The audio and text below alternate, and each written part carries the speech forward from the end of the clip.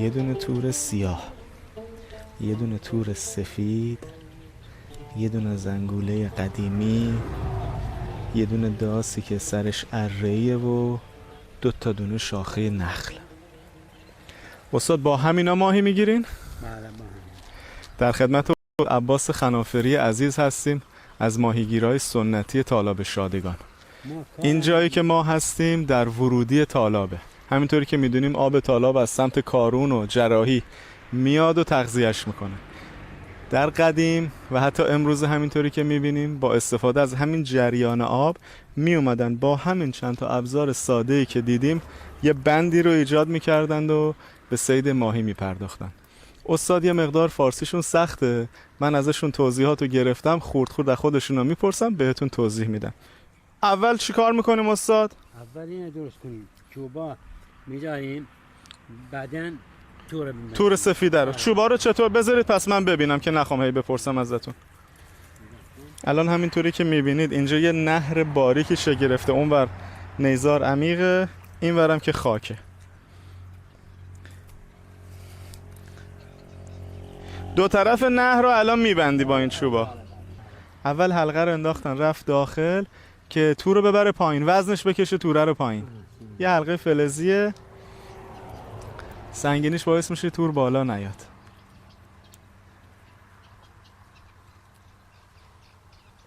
استاد از کی یاد گرفتین ماهیگیری رو اینطوری؟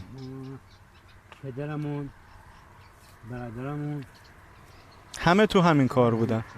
استاد یه سوال دیگه هم داشتم، این منطقه الان آب شیرینه یا شوره؟ نه شور نیست زیاد، قبلا شور بود قبلا. بله. الان درست شد. چون ورودی رودخانه است دیگه، رودخانه ها آبشون شیرینه. نه.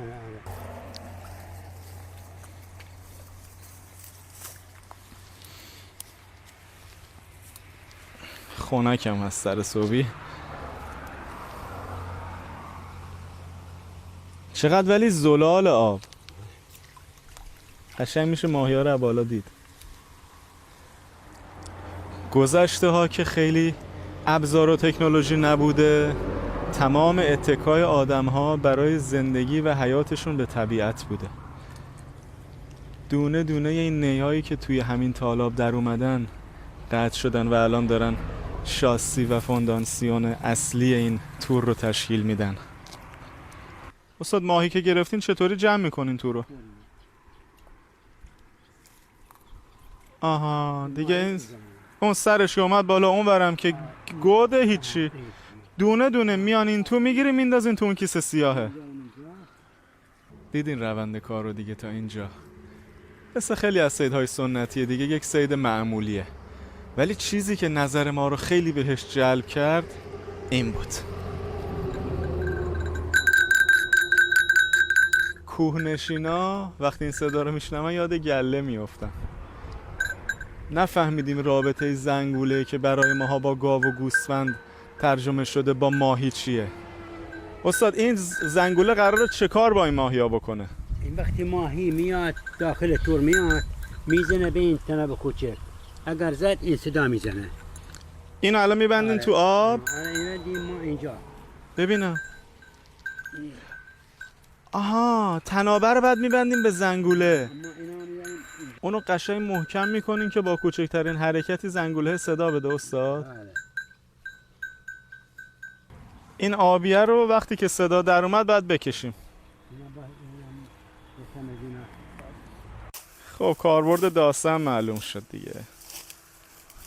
داسته سرش حالت اره‌ای بود که بتونه نیا رو راحت ببره باهاش. تورش کنفی بوده، زنگوله آهنی بوده که تو همین روستا حتما درست می شده با اون 2 تا قلابا. شاخه خرما هم که فراوونه، آبم که خدا داده، ماهیشم که داده. یه فرش میخواستن که خیس نشن، اونم همین نیا. خیلی قشنگ. سرپا واسطاده بودیم داشتیم برداشت میکردیم، یهو دیدیم استاد نشست پشت این نیای بریده شده که دارید میبینید. گفت الان دیگه نوبت اختفاه، با همون لهجه و زبان شیوای خودشون. گفتم یعنی چی؟ گفت باید پشت این نیا آروم و ساکت بشینیم تا ماهی ما رو نبینه و اعتماد کنه بیاد توی مسیر. تور آماده شد، پهن شد، زنگولش نصب شد، تجربه و فن و تدبیرش رو به کار گرفت. الان دیگه باید منتظر باشه. منتظر اینه که ببینه روزی امروزش چی و چقدره. از اینجا به بعد دیگه دست خدا و تقدیره. اونطوری که ما این مردم رو شناختیم، اگر صید خوبی داشت خدا رو شکر میکنه، اگر صید خوبی هم نداشت باز خدا رو شکر میکنه، حتما حکمتی داشته. اینجا برای من یک ضرب المثل فارسی تداعی شد که میگه باید گوش به زنگ باشی. الان ما همه گوش به زنگیم، ببینیم صدای زنگه میاد ماهیه رو بگیریم یا نه. منتظر میشینیم.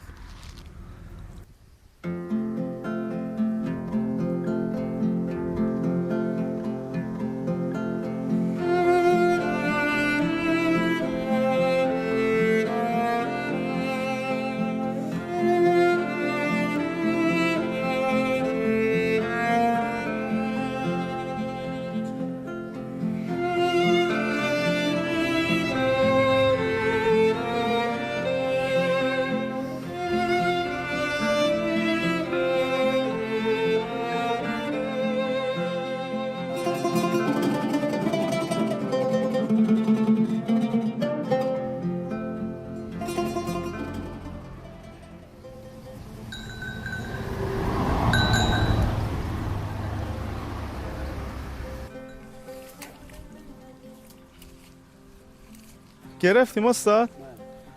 صدا زنگوله اومد. کوشش.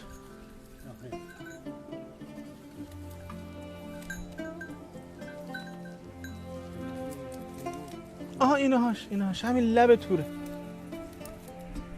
اوه ماهی چیه این استاد؟ این برزم. برزم؟ چه قشنگه. حالا بذاریم تو این تور سیاهه دم آب که زنده بمونه.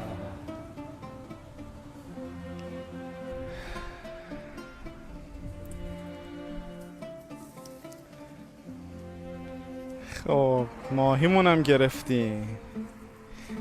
اون نیرم گذاشتین که اونا بازی نکنن تور و ماهی با هم ببرن.